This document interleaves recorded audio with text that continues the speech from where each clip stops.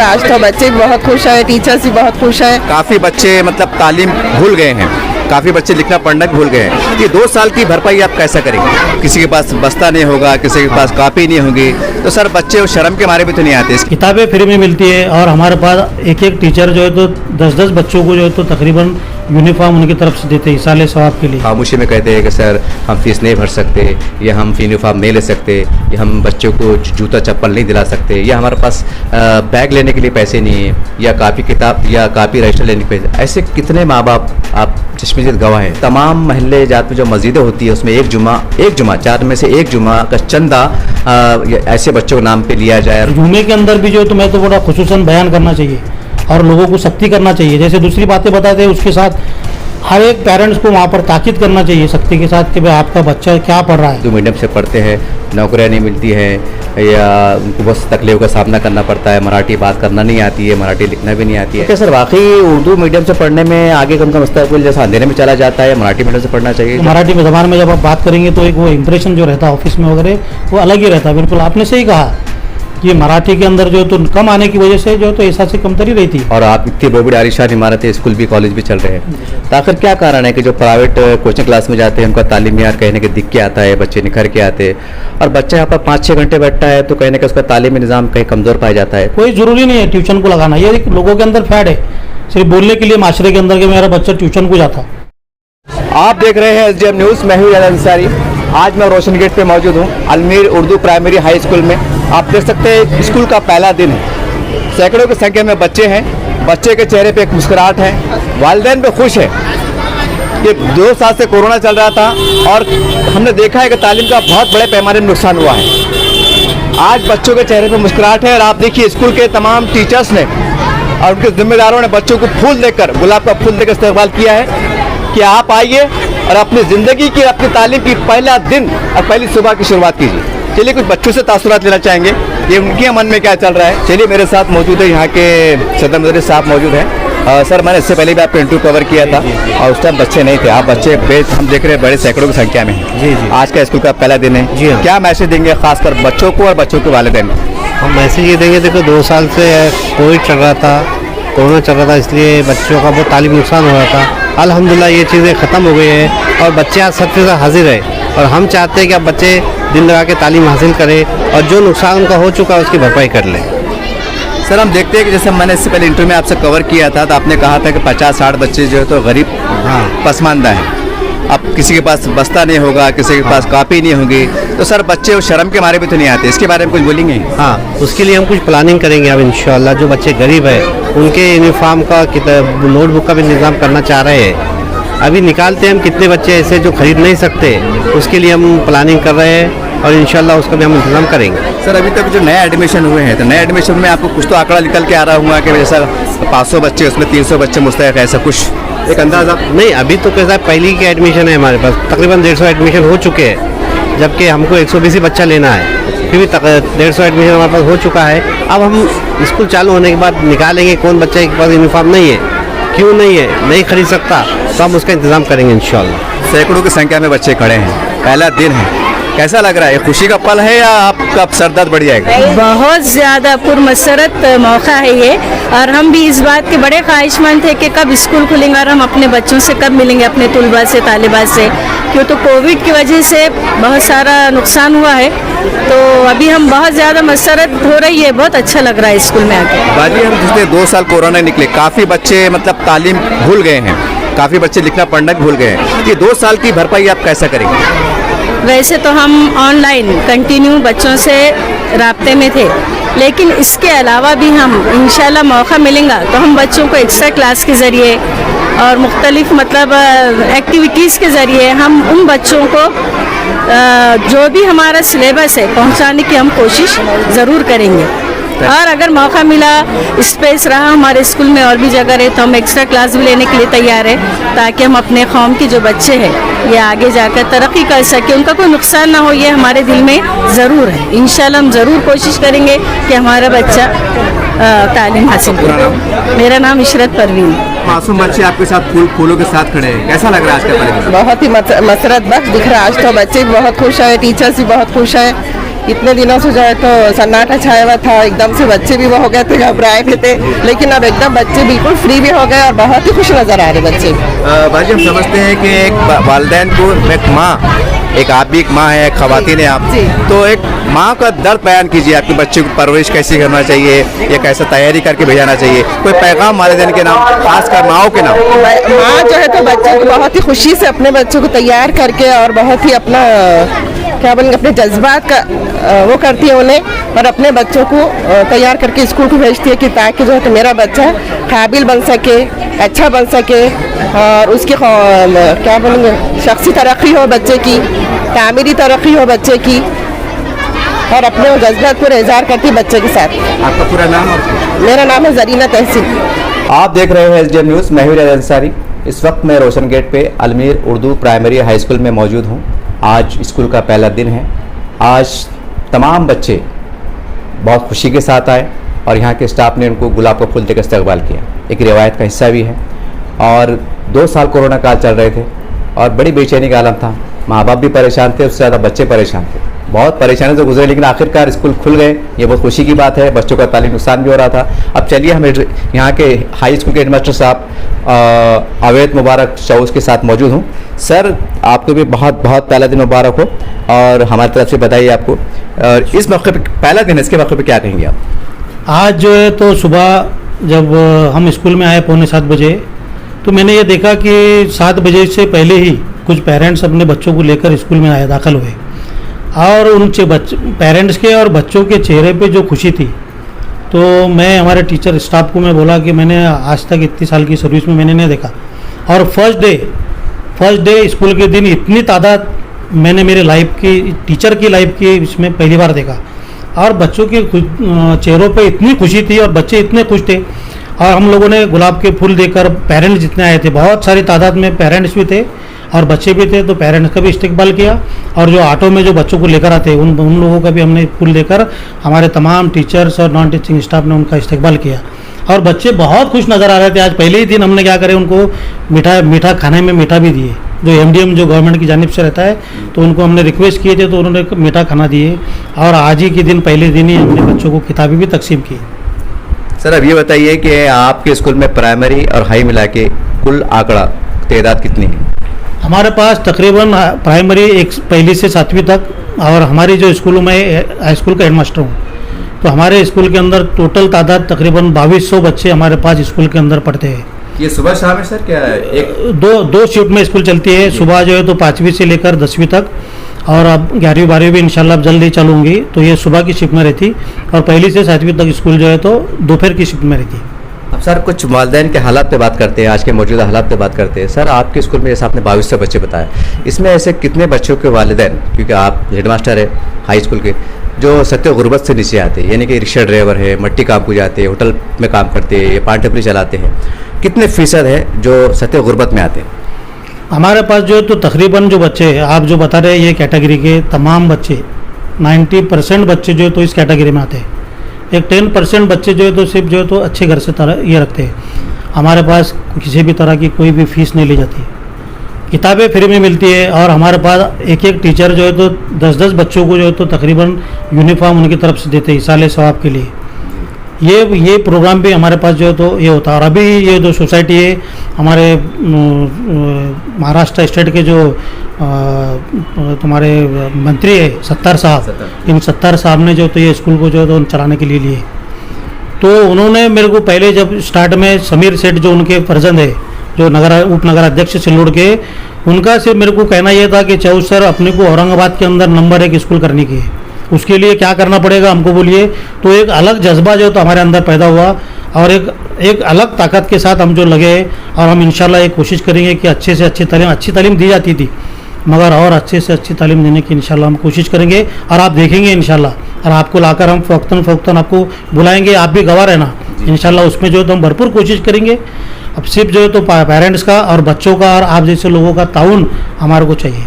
Sir, ऐसे कितने वालिदैन हैं जो ये खुलकर बोलिए या खामोशी में कहते हैं कि सर हम फीस नहीं भर सकते, या हम यूनिफॉर्म नहीं ले सकते, या हम बच्चों को जूता चप्पल नहीं दिला सकते, या हमारे पास बैग लेने के लिए पैसे नहीं है, या कापी किताब या कापी रजिस्टर लेने के पैसे? ऐसे कितने माँ बाप आप चश्मदीद गवाह हैं अभी देखो एग्जैक्टली मैं आंकड़ा तो नहीं बोल सकता आपको, मगर 10 से 20% पेरेंट्स ऐसे आते कि उनकी जो एग्ज़ाम फीस जुज़बी 30, 40, 50 रुपये एग्ज़ाम की फ़ीस रहती वो भी नहीं दे सकते, तो उनको हम माफ़ कर देते।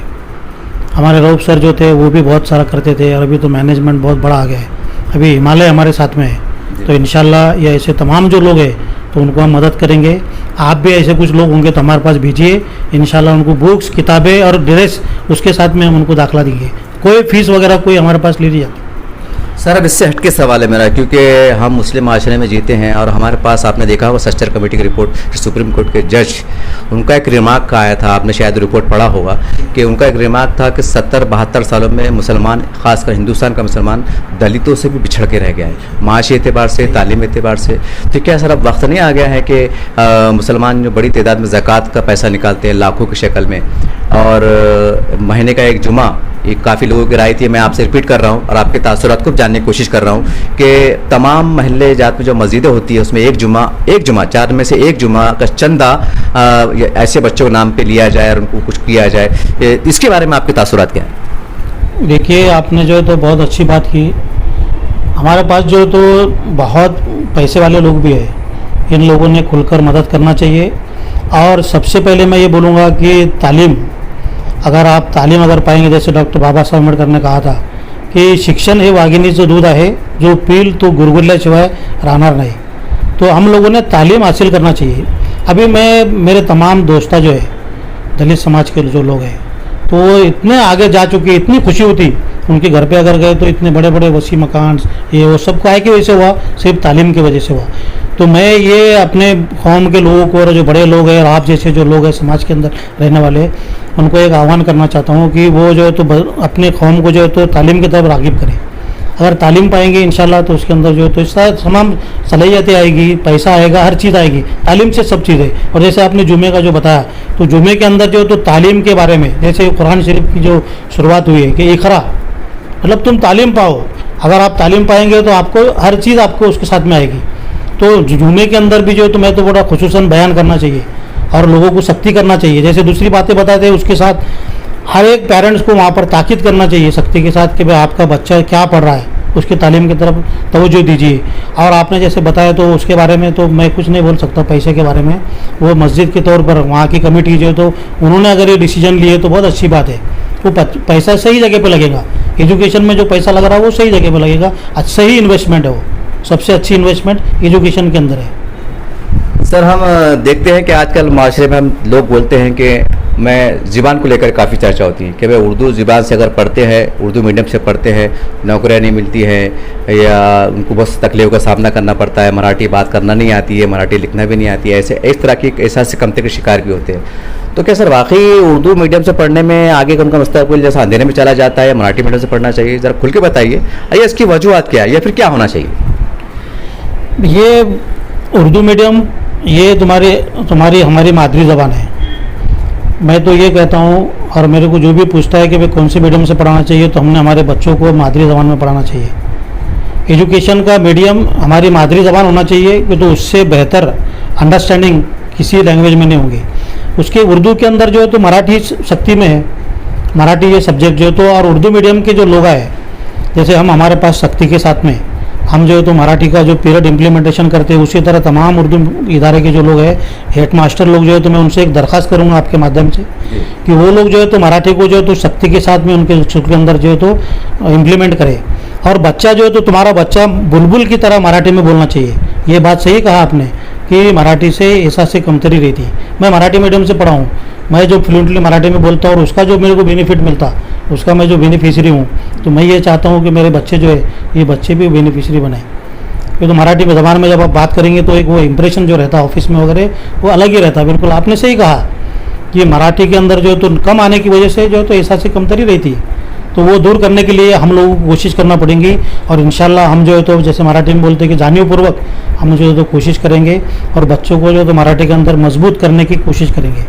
सर आप हेडमास्टर है, आपको एशिया में है तो आपको काफ़ी अनुभव है। मेरा सवाल ये है कि हमारे पास देखते हैं कोचिंग क्लासेस चलती है प्राइवेट, और आप इतनी बड़ी आलिशान इमारतें, स्कूल भी, कॉलेज भी चल रहे हैं, तो आखिर क्या कारण है कि जो प्राइवेट कोचिंग क्लास में जाते हैं उनका तालीमी यार कहीं ना कहीं दिख के आता है, बच्चे निखर के आते हैं, और बच्चा यहाँ पर 5-6 घंटे बैठता है तो कहीं ना कहीं उसका तालीमी निज़ाम कहीं कमज़ोर पाया जाता है। तो ये ऐसा क्यों होता है सर? देखिए, हमारे पास तो जो भी पेरेंट्स आते हैं तो उनको एक मशवरा देता हूँ मैं, ख़ास तौर से बुलाकर, ये सब लोग गवाह है कि किसी भी तरह कोई ट्यूशन में जाने की ज़रूरत नहीं। ट्यूशन क्लास के अंदर मैं जिन्होंने जो तो बाज़ाब्ता मंजूरी लेकर जो ट्यूशन क्लासेस चला रहे, मैं उनके ख़िलाफ़ नहीं हूँ, मगर ट्यूशन क्लास के अंदर वो टीचर को एक 10,000 से 5,000 या 10,000 सैलरी मिलती, और हमारे पास जो अल्हम्दुलिल्लाह गवर्नमेंट की तरफ से इतनी सैलरी मिलती है, तो कंपैरेटिवली जो ज़्यादा सैलरी मिलती है वो आदमी ने ज़्यादा काम करना चाहिए। तो मैं पेरेंट्स को ये मशवरा देता हूँ कि आप जो है तो किसी तरह ट्यूशन में जाने की ज़रूरत नहीं, सिर्फ हमारे पास स्कूल में आपके बच्चों को रेगुलर भेजो। और कहाँ पे कमज़ोर है, मेरी ये ख्वाहिश रहती है कि यहाँ पर आकर मेरे पेरेंट्स ने मेरे को बोलना चाहिए कि मेरा बच्चा जो है तो इंग्लिश में कमज़ोर है सर, मैथ में कमज़ोर है। ऐसे कोई पेरेंट्स अपने पास आते नहीं। सबसे पहले पेरेंट का अवेयरनेस होना बहुत ज़रूरी है। आप जैसे लोग माशरे के अंदर जो है तो आप अवेयरनेस कर सकते। हम जब पेरेंट की मीटिंग बुलाते तो 100 लोग बहुत मुश्किल से, और 100 के अंदर जो तो 80 जो तो ख़वातीन बहनें रहती। लोगों को आने को वक्त नहीं, अपनी औलाद के लिए भागदौड़ कर रहे, औलाद के लिए 10 मिनट देने के लिए तैयार नहीं आप लोग। आप जब हमारे से राब्ता कायम करेंगे तो इंशाल्लाह वहाँ गुफ्तगू होंगी। और उसके बारे में जो तो ये कोई ज़रूरी नहीं है ट्यूशन को लगाना, ये एक लोगों के अंदर फैड है सिर्फ बोलने के लिए माशरे के अंदर कि मेरा बच्चा ट्यूशन को जाता। ये बड़े पने से बोलने के लिए मेरे को तो ये लगता है। हम जो तालीम देते हैं अल्हम्दुलिल्लाह आप लोग कभी भी देखकर ये कर सकते हैं। मैं तो चैलेंज से बोलता हूँ कि मेरे पास जो है अभी यहाँ इससे पहले भी और यहाँ से आगे भी आप जैसे लोग आना चाहिए, देखना चाहिए क्या हो रहा है। सर आज देखते हैं कि हम कंप्यूटर का ज़माना है, कंप्यूटर का दौर है, तो क्या आपके स्कूल में बच्चों को कंप्यूटर सिखाने का नज़्म है? हमारे पास जो है तो कंप्यूटर की बाज़ाब्ता गवर्नमेंट की जानिब से मिली हुई एक लैब है, और ऐसे बहुत सारे स्कूल को लैब मिली हुई है, मगर हम जो देखते हैं कि धूल खाते पड़े हुए। हमारे पास जो तो 10 कंप्यूटर की लैब है, और हमारे जो गायज भाई जो तो लैब का जो देखते हैं, तो हर हफ्ते में हर क्लास का एक पीरियड खुसूसन वहाँ पर होता है। वहाँ पर एक रजिस्टर रखा हुआ है कि कौन सी क्लास का कौन से दिन कौन से वक्त पे पीरियड हुआ। तो इसी तरह का सब लोगों ने अगर वो इसका इम्प्लीमेंटेशन किए तो इंशाल्लाह बच्चे जो तो संगणक साक्षर जिसको बोलते हैं मराठी के अंदर, वो भी होंगे। सर इससे कष्ट के सवाल है, ये मेरा आखिरी सवाल है कि हम देखते हैं कि हमारे पास मुस्लिम माशरे में गुर्बत तो बहुत है, आपको पता ही है। बहुत से बच्चे 12वीं के बाद मैट्रिक के बाद शौकिया 12वीं पढ़ लेते हैं, रवानी में पढ़ लेते हैं। दो साहब तू आर्ट्स में, मैं भी आर्ट्स में एडमिशन ले रहा, तू कॉमर्स में, मैं भी कॉमर्स में ले रहा, ऐसा भी मामला देखा जाता है। लेकिन एक सर मेरा भी एक सर्वे है कि क्या वक्त नहीं आ गया है कि मुस्लिम बच्चों को, कब सरकारी नौकरी के दरवाजे बंद है, सीधी सी बात है, और कंपनी के अंदर मुकाबला आज जो मुकाबला बढ़ गया है, तो बच्चों को मैट्रिक के बाद ऐसे माँ बाप जो वाकई अपने बच्चों को पढ़ा नहीं सकते किसी वजह से कि उनको मैट्रिक के बाद ITI में कई बेशुमार कोर्सेज रहते हैं, उसमें एडमिशन लेना चाहिए ताकि उनका मुस्तकबिल भी रोशन हो सके और बेरोजगार न रहे। इसके बारे में पर्सनली आपकी व्यक्तिगत राय क्या है? मेरा ये मशवरा है कि आपने जैसे बताया कि बच्चे क्या करते हैं कि मेरा दोस्त जो है तो उसने आर्ट्स में एडमिशन लिया तो मैं भी आर्ट्स में लूँगा, किसी ने साइंस में लिया तो सब साइंस में लेंगे। इस तरह ना करें। जो चीज़ मार्केट के अंदर बिकती, जैसे जो हमारा जो काश्तकार रहता है, जो शेतकरी रहता है, जो बाज़ार में जो चीज़ बिकती वो पकाता खेत में, तो हम लोगों ने भी ये वक्त आ गया है कि भाई जब मार्केट में क्या चलने वाली चीज़ है उस चीज़ को हमने क्या करना चाहिए, उसको चूज़ करना चाहिए और उसके हिसाब से अपने बच्चों को तालीम देना चाहिए। अगर किसी को कोई भी दुश्वारी है तो हम लोग, हमारे ऐसे लोग यहाँ पर बैठे हुए, मैं तो बोलता हूँ पेरेंट्स को खुला आपके माध्यम से आह्वान करना चाह रहा हूँ कि आप हमारे पास आइए। हम जो है तो हमारे पास बहुत सारे जो लोग हैं उनको जो है तो ट्रेनिंग दिलाएंगे, और कौन से फील्ड के अंदर दाखिला लेना चाहिए उसके बारे में भी हम जो है ना तो उनको ये करेंगे। वैसे हम बच्चों को 10वीं के साल में बच्चों को जो है तो कि व्यवसाय मार्गदर्शन है, और ITI के जो लोग उन लोगों को बुलाकर जो है तो उनका उसके बारे में जो है तो हम तारुफ कराते हैं कि भाई इससे नौकरी कौन कौन सी लगेगी। तो इस तरह की चीज़ें हमारे पास आइए, हम इंशाल्लाह आपको मदद करेंगे। इस तरह से आपने अल्मीर हाई स्कूल के हेडमास्टर आवाज़ साहब से बात को सुना, और काफ़ी पहलुओं पे हमने जो है तो बात की। एक बात तो बहुत निकल के आ रही है कि हमने ख़ास तौर से इस बात पे फोकस किया कि आपके पास बच्चे की कुल संख्या कितनी है। उन्होंने कहा कि 2200 है। उसमें से हमने और भी दीगर टीचर से बात की तो कुल मिला के 50 से 60% का आंकड़ा निकल के आ रहा है, जो वाकई सत्य गुर्बत से बल्कि 80% के आसपास चले जाता है। तो आज हमने देखा एक स्ट्रक्चर कमेटी की रिपोर्ट आई है जिसमें सुप्रीम कोर्ट ने एक जज ने रिमार्क किया है कि हिंदुस्तान का मुसलमान सत्य गुर्बत से नीचे आ गया है, दलितों से पिछड़ कर रह गया है। हम तमाम औरंगाबाद की मुस्लिम लीडरशिप से, तमाम इस्लामी संगठन जिसमें जमात इस्लामी हिंद, जमीयत उलमा हिंद, अहले हदीस और अहले सुन्नत जमात, उनसे दरबंद अपील करते हैं कि साहब आप जितनी फिक्र मदरसे के लिए करते हैं, जितनी फिक्र आप मस्जिदों के तामीर के लिए करते हैं, अब वक्त आ गया है कि इस नई नस्ल के तामीर में लग जाए। अगर हम इमारत तामीर करते बैठेंगे साहब, तो ये नई नस्ल की ये तामीर अगर तबाह हो गई तो बताइए हम कहाँ जाएंगे। और हालात क्या, देश के हालात क्या चल रहे हैं, मुल्क के हालात क्या चल रहे हैं। तो उम्मीद करते हैं कि आप जागिए। एक बड़ा तबका आपका एहतराम की निगाह से देखता है, आपकी बात को सुनता है, आपकी बात को मानता है। तो क्या वक्त नहीं आ गया है कि तमाम जमातों के जिम्मेदारान अपने अपने ज़िले में, अपने अपने ताल्लुकों में, अपने अपने महल्ले जात में, अपने अपने स्टेट में, अपने अपने राज्य में आप स्कूलों का, कॉलेजों का दौरा करें, वहाँ की एक फहरिस्त बनाएं कि आपके स्कूल में कितने बच्चे हैं, कितने तलबा हैं, कितने लड़कियां हैं, कितने लड़के हैं, उनके माँ बाप क्या काम करते हैं। एक आंकड़ा रजिस्टर बनाइए आप, और उनको क्या मदद हो सकती है। हम समझते हैं कि अगर हम मस्जिद अगर शादी बना लें, आलीशान ना बनाए, मदरसे को थोड़ा हम आंकड़ा कम करें और यहाँ पर फोकस करें तो बहुत बड़ी बात होगी। वैसे भी मदरसों के लिए मुसलमानों को बदनाम भी किया जा रहा है, हमारा डबल नुकसान हो रहा है। एक तो मदरसे बेतहाशा बढ़ रहे हैं और ज़कात का एक पैसा हम वजाहत कर दें कि हम मदरसों के खिलाफ नहीं हैं, ये वजाहत कर दे आपको, लेकिन ज़कात का एक बड़ा हिस्सा जो है तो मदरसों में चला जा रहा है। मुझे अच्छी तरह याद है 8 से 10 साल पहले ETV उर्दू जो हिंदुस्तान का बहुत बड़ा चैनल माना जाता है, उनका एक सर्वे था। उनके सर्वे में ये बात निकल के आई थी कि मुसलमानों की कुल आबादी का 4% बच्चा, में एक रिमार्क कीजिए, नोट कीजिए आप, मुसलमानों की आबादी का 4% बच्चा अरबी मदारिस में पढ़ता है और मुसलमानों की 96% ज़कात वहाँ जाती है, जबकि 96% हमको ऐसे स्कूलों में देखने को मिलते हैं जो महानगर पालिका में, प्राइवेट में, जैसे भी है। अब सवाल ये है कि 96% ज़कात तब वहाँ चले जा रही है, तो फिर यहाँ पर कौन देखेगा। बहुत से लोग कहते हैं कि साहब हमने ठेका लिया है, क्या हम क्या करें, ये नहीं चलने वाला साहब, एक बहुत बड़ी जिम्मेदारी है। हम उलमा से ये भी गुजारिश करते हैं साहब, एक वक्त था कि बंगाल से लेके तो रावलपिंडी जो आज जो पाकिस्तान में इस्लामाबाद में है, यहाँ पर है, आपने देखा है कि वहाँ पर आपकी लाशें लटकी हुई थी। आपका मकसद एक था कि मुल्क आज़ाद हो जाए।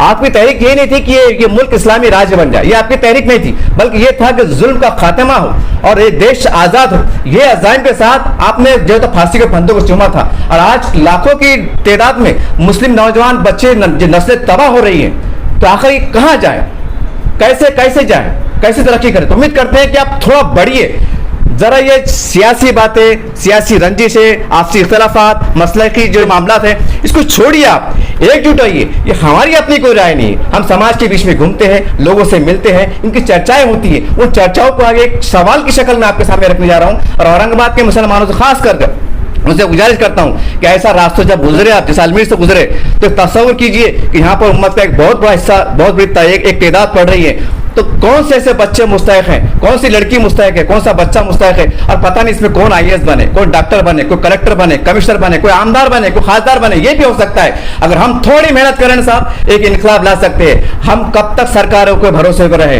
बड़ी शर्म की बात है कि ज़कात का निज़ाम जो मुसलमानों के पास है, हम दावा करते हैं कि इस्लाम सबसे अच्छा मजहब है, हमारे पास ज़कात का निज़ाम है, उसके बाद भी अगर हमारे पास बुर्कापोश ख़वातीन भीख मांगती नजर आती हैं, कापी किताब को पैसे नहीं है, तो ये पूरी उम्मत के लिए एक ठप्पा है। तो उम्मीद करते हैं कि आप झुझोड़े जाएंगे और कुछ करने की आप कोशिश करेंगे।